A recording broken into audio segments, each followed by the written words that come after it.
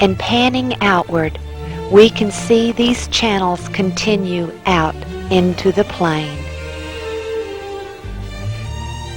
After the battle, when Israel had defeated the Amalekites, the Bible tells us that Moses did something. As we go to Exodus 17, verse 15, and Moses built an altar and called the name of it Jehovah Nissi.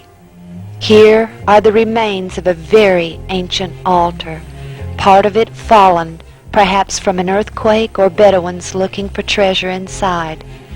But enough is still intact to show it was indeed an altar, as it is not hollow inside, but solid all the way through.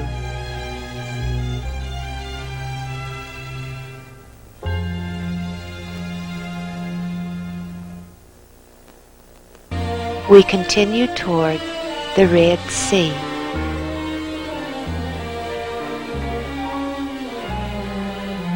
And just up ahead, we can barely see the Gulf of Aqaba. As we continue our approach, the wadi or canyon seems so narrow from afar, but now it can be seen to be large enough for the vast multitude to have traveled through.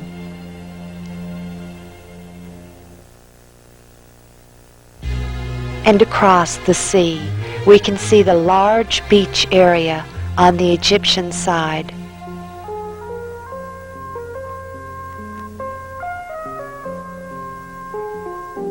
Just as the beach on the Egyptian side is certainly large enough to accommodate several million people, here we can see that this beach also contains a tremendous plain.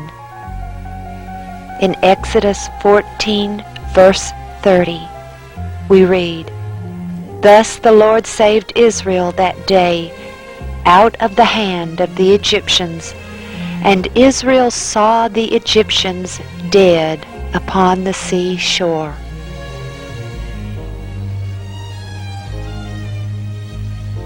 In 1984, when Ron and his sons were imprisoned here in Saudi, Ron directed his captors to this beach in a helicopter, where he showed them a Phoenician-style column on this beach with inscriptions in archaic Hebrew that said that King Solomon had erected this column in honor of Yahweh to commemorate the crossing of the Red Sea on dry land.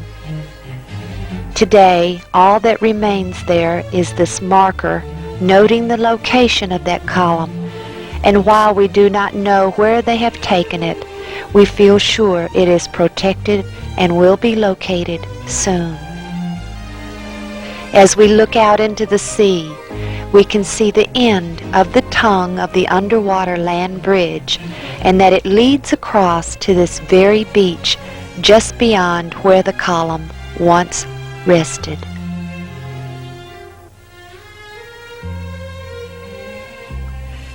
Panning the beach, we also can see the restored remains of the ancient fortress we believe was Baal Zephon of the biblical account.